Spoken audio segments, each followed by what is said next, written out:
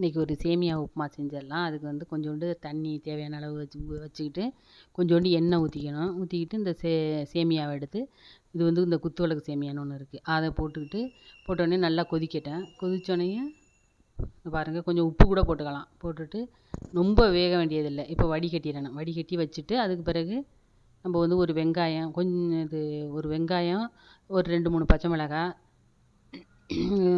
மிளகாய், இந்த உளுந்து, கடலைப்பருப்பு ஒரு ஸ்பூன் வச்சுக்கோங்க. வச்சுக்கிட்டு கருவேப்பிலை ஒரு கொத்து வச்சுக்க வேண்டியதான். இப்போ எண்ணெய் ஊற்றிங்க, கடுகு போட்டுக்கோங்க. கடுகு வெடித்தோடனே இந்த கருவேப்பிலை போட்டுங்க.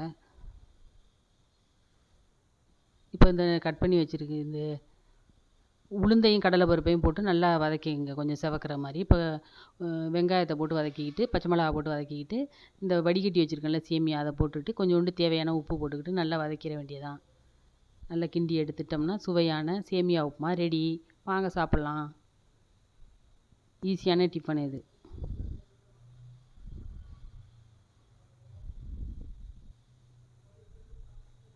சூப்பராக இருக்கும்.